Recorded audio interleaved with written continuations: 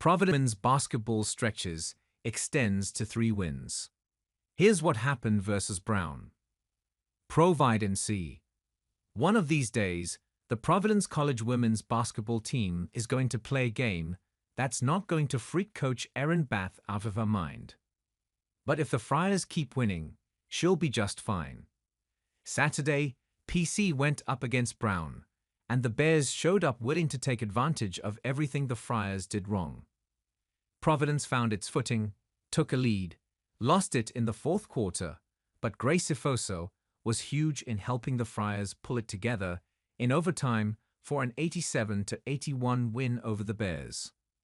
"Out of a 10, I'm a 12, said Batth of her stress level. "I'm stressed out, but we did it, and I couldn't be more happy." More. Providence women's basketball outguns UI in low-scoring matchup. How it happened. Nothing has been easy for Providence this season, and the matchup with Brown was no different. For 3 quarters, or at least the middle 2, the Friars' ability to close out quarters kept them in a game that they had no business being in. The Bears were more aggressive on the glass, took care of the basketball, and, while they didn't burn Alumni Hall down with their shooting, they were able to build double-digit leads in the first 3 quarters of the game. But just when it looked like Brown was going to run away with things, Providence had an answer, and more often than not, it was provided by Grace Efosa.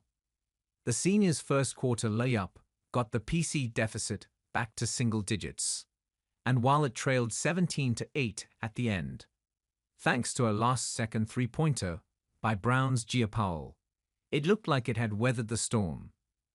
In the second quarter, Brown built the lead to 13, but Providence closed the final 6-9 with a 17-5 run, with Efosa tying the score with a jumper, with 1:31 left before Bryn Farrell closed the half with a bucket to tie the game at 28. You have to have an inner confidence in yourself. That is a big deal, especially in sports, said Batth of Efosa. Having that confidence, where it comes from, and where does it go, it's a different level for her.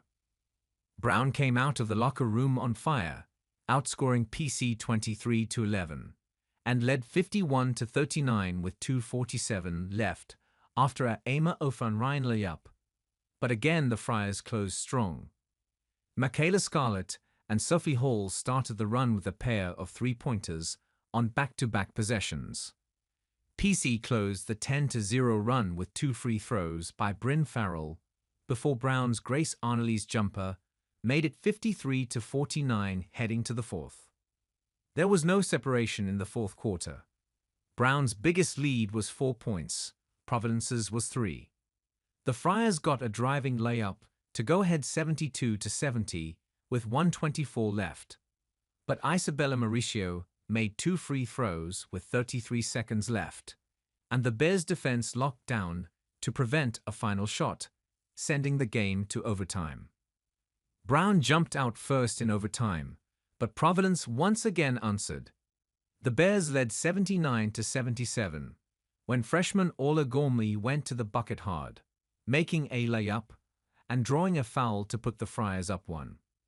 After a stop, Efosa came through with a jumper, and Olivia Olsen's block on the next possession turned the final 23 seconds into a free throw contest. I definitely felt that momentum, especially when they saw shots go in, Batth said. I don't want to be that team where the offense takes us, but right now, that's who we are, and we'll have to keep scoring a little more. Brown played well enough to win Saturday.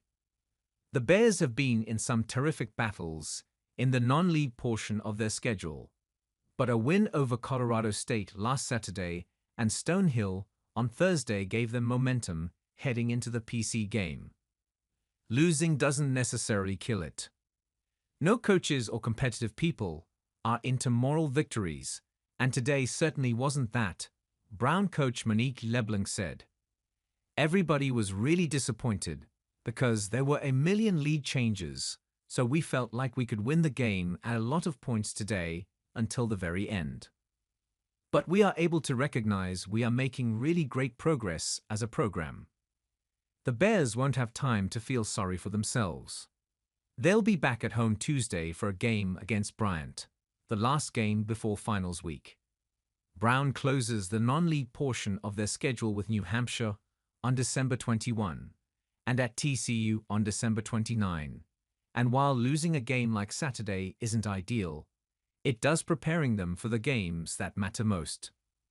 Providence's size and physicality is a really good preparation for Ivy League play, LeBlanc said.